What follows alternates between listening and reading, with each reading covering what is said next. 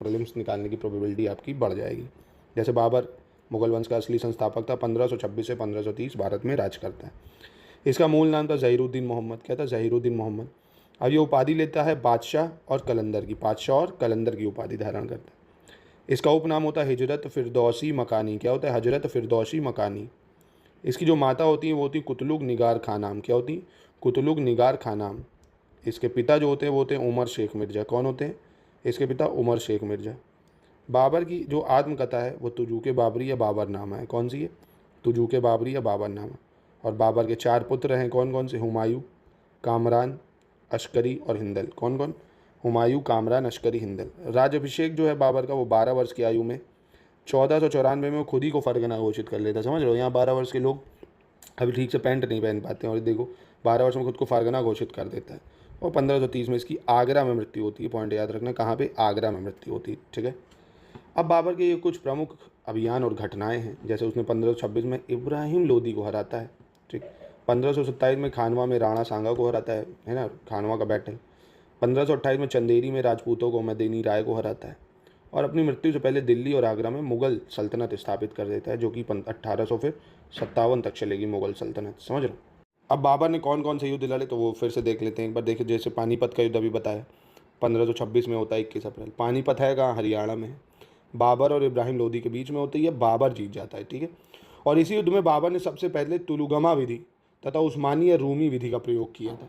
अब देखिए तुलुगमा विधि क्या थी? जैसे ये राजा यहाँ पे इब्राहिम लोदी था, ठीक है, तो बाएं से सैनिक भेजो, नहीं कहते हैं कि तुम बाएं से जाओ, तुम दाएं से जाओ और कुछ लोग मेरे पीछे आओ, है ना, तो ये 3 तरफ से घेरता था इसको, है ना, इसी को तुलुगमा विधि बोला था। फिर खानवे के युद्ध की बात करें तो ये 1527 में हुआ था खानवा युद्ध, इसके बीच में राणा सांगा और बाबर। ठीक है, इसमें भी बाबर जीतता है। इस युद्ध को बाबर ने जिहाद की संज्ञा दी थी और सर्वप्रथम इसी युद्ध में विजय के पश्चात उसने गाजी की उपाधि भी धारण की थी। तो पूछ सकता है किस युद्ध के बाद बाबर ने गाजी की उपाधि धारण की? तो खानवा युद्ध के बाद। ठीक है। और खानवा का युद्ध मात्र 20 घंटे ही में खत्म हो जाता है। जो चंदेरी का युद्ध है ये होता है 1528 में, किसके बीच? मदीनी राय और बाबर के बीच। इसमें भी बाबर जीतता है। ठीक है, याद रखना, मदीनी राय और बाबर। अब इस युद्ध में जो शेर शाह सूरी है बाबर के साथ मिलकर मदीनी राय के विरुद्ध लड़ता है, शेर शाह सूरी और बाबर के साथ, है ना। और चंदेरी युद्ध को भी बाबर ने जिहाद की संज्ञा दी थी। फिर घाघरा का युद्ध होता है 1529 में, इसमें अफगान और बाबर के बीच लड़ाई होती है। ठीक है, घाघर का युद्ध जो होता है 1529, अफगान संघ और बाबर। घाघर का युद्ध बाबर द्वारा लड़ा गया अंतिम युद्ध था और मध्यकालीन इतिहास का प्रथम युद्ध था ये, मध्यकालीन इतिहास का, जिसे जल एवं थल दोनों जगह लड़ा गया था, है ना, पानी और लैंड दोनों पे ये हुआ था। अब चलिए कुछ महत्वपूर्ण तथ्य देख लेते हैं जो एग्जाम के लिए जरूरी है। महाभारत का फारसी भाषा में रजमानमा नाम से अनुवाद किसने करा था? अब्दुल कादरी बदायूनी। अब्दुल कादरी बदायूनी, नकीब खां एवं अब्दुल कादिर, बहुत इंपॉर्टेंट है। महाभारत का फारसी में अनुवाद किसने करा था? रजमानमा नाम से अब्दुल कादरी बदायूनी, नकीब खां और अब्दुल कादरी ने। रामायण का अनुवाद 1589 ईस्वी में फारसी में अब्दुल कादरी बदायूनी ने करा था। किसने? फारसी में करा था किसने? अब्दुल कादरी बदायूनी ने। याद रखिएगा, इंपॉर्टेंट है ये। और ज्योतिष के जो प्रसिद्ध ग्रंथ है जैसे तजक, तुजूक, इसका फारसी में अनुवाद जहान जफ़र नाम से मोहम्मद खां गुजराती ने करा था। किसने? जहान जफ़र नाम से मोहम्मद खां गुजराती। अथर्ववेद का अनुवाद फारसी में हाजी इब्राहिम सरहिंदी ने किया था। किसने? हाजी इब्राहिम सरहिंदी ने अथर्ववेद का अनुवाद करा। इन सब ने क्या करा? जितने ग्रंथ उन सब का अनुवाद करा, उसको मॉडिफाई कर दिए, है ना, सेम नहीं चीज़ें करी। पंचतंत्र जो था उसका फारसी अनुवाद अबुल फजल ने अनवर सुहेली नाम से करा। पंचतंत्र का किसमें करा? अबुल फजल ने अनवर सुहेली नाम से। और मौलाना हुसैन फैज़ ने यार दानिश नाम से, यार ए दानिश। ठीक है, फिर से बता रहा हूँ, पंचतंत्र का अबुल फजल ने करा अनवर सुहानी और मौलाना हुसैन फैज़ ने कर दिया यार ए दानिश। ठीक है। कालिया दमन का अनुवाद फारसी में करा अबुल फजल ने आयगर दानिश नाम से। किससे? आयगर दानिश नाम से। ठीक है। रजत तरंगिनी बहुत इंपॉर्टेंट है, इसका फारसी में अनुवाद मौलाना शेरी ने करा। किसने? मौलाना शेरी ने। और गणित की पुस्तक जो लीलावती थी उसका फारसी में अनुवाद फैजी ने करा। किसने करा? फैजी ने। भगवत पुराण का अनुवाद फारसी में टोडारमल ने किया, बहुत इंपॉर्टेंट है। भगवत पुराण का किसने करा? टोडारमल ने। और जो नल दमयंती है उसका अनुवाद फारसी में फैजी ने करा। नल दमयंती का फारसी में फैजी ने। सिंहासन बत्तीसी, इसका अनुवाद फारसी में अब्दुल कादरी बदायूनी ने किया। किसने? अब्दुल कादरी बदायूनी ने सिंहासन बत्तीसी का अनुवाद करा था। ठीक है, इंपॉर्टेंट है ये सब लिस्टिंग आपको कहीं मिलेगी नहीं। आप एक बार इसको पढ़ेंगे तो काफ़ी चीज़ें आपकी कवर हो जाएंगी, शॉर्ट में आप इसको लर्न कर सकते हैं। जैसे तुजू के बाबरी का अनुवाद अब्दुल रहीम खान खाना ने फारसी में करा था। ठीक है, अब्दुल रहीम कारखाना। अरबी भाषा में लिखी गई भूगोल की जो पुस्तक थी मज्म उल बुलादान, कौन? मज्म उल बुलादान, इसका फारसी में अनुवाद मुल्ला अहमद टटवी, कासिम बेग और मुनव्वर ने किया। अरबी जो कृति थी हयात उल हयावान, इसका फ़ारसी में अनुवाद अबुल फजल एवं शेख मुबारक ने किया था। योग वशिष्ठ का अनुवाद फ़ारसी में फैजी ने किया। और इस्लाम धर्म के प्रति हिंदू जनता में भाईचारे एवं सम्मान की भावना जगाने के लिए अकबर ने क्या करा था, अल्लोपनिषद ग्रंथ की रचना फौजी से करवाई थी। किससे? फैजी से। लास्ट है फारसी जो संस्कृत कोश है, फारसी संस्कृत कोश, इसकी रचना कृष्णदास ने की थी। किसने? कृष्णदास ने। और दारा शिकोह ने श्रीमद् भगवद गीता योग वशिष्ठ तथा 50 अन्य उपनिषदों जो का फारसी भाषा में अनुवाद करा था। ठीक है, किसने? दारा शिकोह ने। ये सबसे ज़्यादा इंपॉर्टेंट लाइन है कि दारा शिकोह ने क्या क्या करा था। तो उसने श्रीमद् भगवद गीता, योग वशिष्ठ और अन्य 50 उपनिषदों को फारसी भाषा में अनुवाद करा था। ठीक है। नेक्स्ट, बाबर ने भारत पर 5 बार आक्रमण किए, है ना। बाबरनामा में उसने हिंदुस्तान पर अपना पहला आक्रमण 1505 में बताया है, नगीनहार पर बताया। कहाँ? जलालाबाद, नगीनहार। ठीक है। मध्यकालीन इतिहासकार अबुल फजल जो है 1505 वाले को प्रथम तथा फरिश्ता जो है वो 1519, बाजौर भेरा को पहला मानते कि पहला आक्रमण जो फरिश्ता है वो मानता 1519 में, पर अबुल फजल 1505 वाले को मानते। पर आधुनिक इतिहासकार इससे सहमति नहीं है। वो कहते हैं 1519 में बाबर का पहला आक्रमण बाजौर एवं भेरा पर ही हुआ है, जिन्हें भारत का प्रवेश दौर कहा जाता है। ठीक है, बाजौर एवं भेरा पर। ठीक है। हालांकि इस युद्ध का उद्देश्य विद्रोही यूसुफजई जाति का दमन करना था। भेरा जो है झेलम के तट पर स्थित है। भेरा कहाँ है? झेलम के तट पर। यहीं से ये एंटर करता है अफगानिस्तान से भारत में। और भारत में सर्वप्रथम बाबर ने बारूद तोपखाना का प्रयोग भेरा युद्ध में करा। ये पॉइंट याद रखना, काफ़ी इंपॉर्टेंट है कि बाबर ने सर्वप्रथम बारूद तोपखाने का प्रयोग भेरा युद्ध में करा था, जो कि 1519 में हुआ था। सितंबर 1519 में बाबर का दूसरा हमला पेशावर में होता है और बाबर का तीसरा आक्रमण 1520 में सियालकोट पर होता है। तो क्रोनोलॉजी याद रखना, पहले भेरा में घुसा, फिर पेशावर में घुसा, फिर सियालकोट में घुसा। सियालकोट को भी भारत का एक प्रवेश द्वार माना जाता है ना, ये सब पाकिस्तान अफगानिस्तान के उधर से आते हैं। चौथा आक्रमण 1524 में हुआ, जिसमें लाहौर, दीपालपुर को अधिग्रहित किया उसने। चौथा कहाँ? दीपालपुर, लाहौर वगैरह।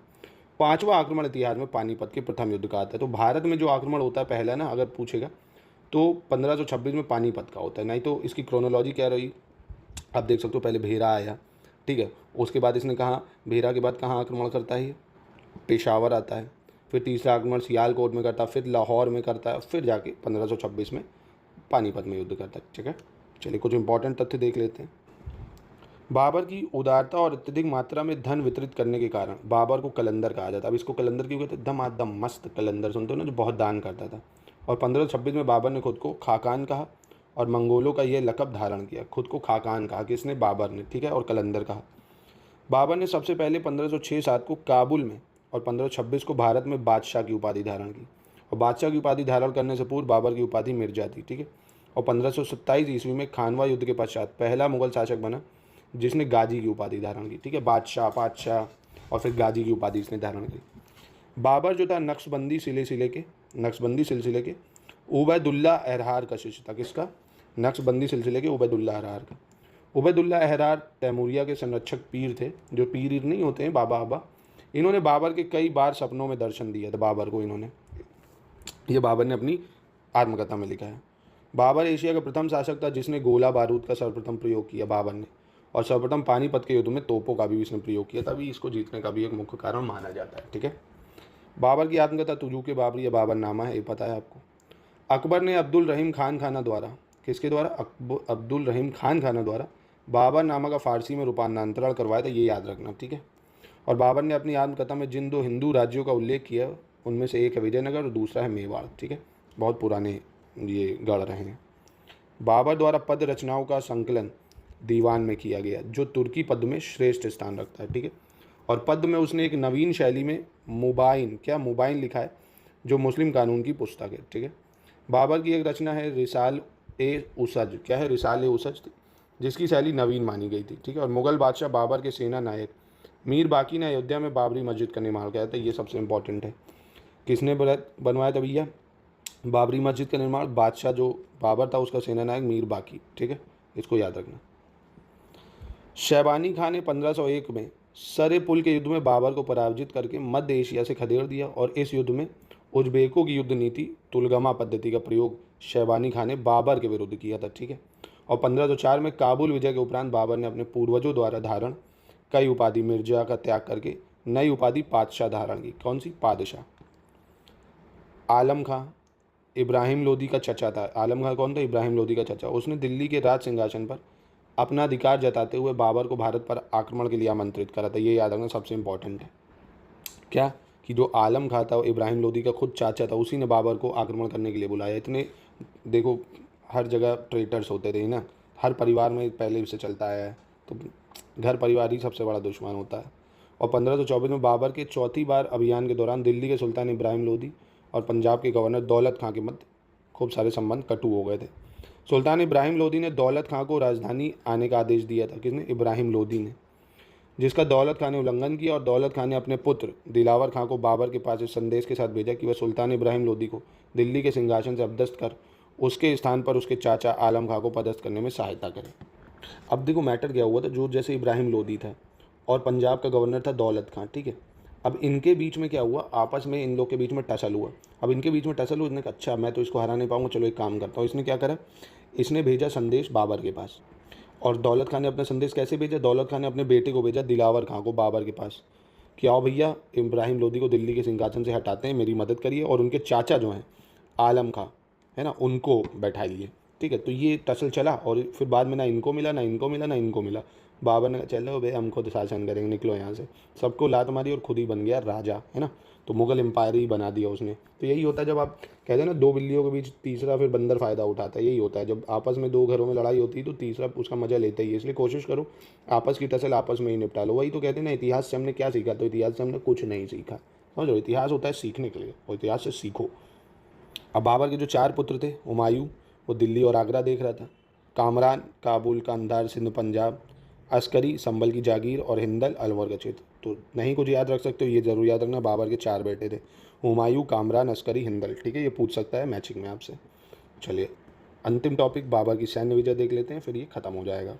1504 में बाबर ने काबुल पर कब्जा करा सबसे पहले। फिर 1524 में दौलत खान द्वारा उसके खिलाफ जाने के बाद बाबर ने काबुल के पीछे हटने के लिए लाहौर बूथड़ पर कब्जा किया। फिर 1526 में बाबर ने पंजाब पर दोबारा हमला करके वहाँ कब्जा किया।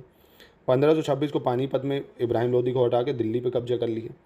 ठीक है, क्यों? तोप वोप का यूज़ करके उसने हरा दिया उसको। बाबर ने खुद को फिर हिंदुस्तान का सम्राट घोषित कर लिया इसके बाद, समझ रहे हो। तो 1504 से ये कहानी शुरू करता है, काबुल पे कब्जा करता है अफगानिस्तान पे, वहाँ से बढ़ते बढ़ते दिल्ली तक पहुँच जाता है 1526 में, है ना। तो देखने में कम समय लग रहा है 1504, पर आते आते इसको 1526 22 साल लग जाते हैं। और फिर 1526 से 1530 4 साल का यहाँ मज़ा लेता है, पर उसके बाद पूरी इसके संतानें जो होती हैं, वंशज होते हैं, वो पूरा आप देखते हो 1858 तक फिर पूरा मुगल एम्पायर ही चलाते हैं, है ना। काफ़ी बड़ा साम्राज्य बना ले जाते हैं। क्यों? कमी भारतीय लोगों की रहती है, भारतीय राजाओं की रहती है। खैर, ये था बाबर के बारे में। आपका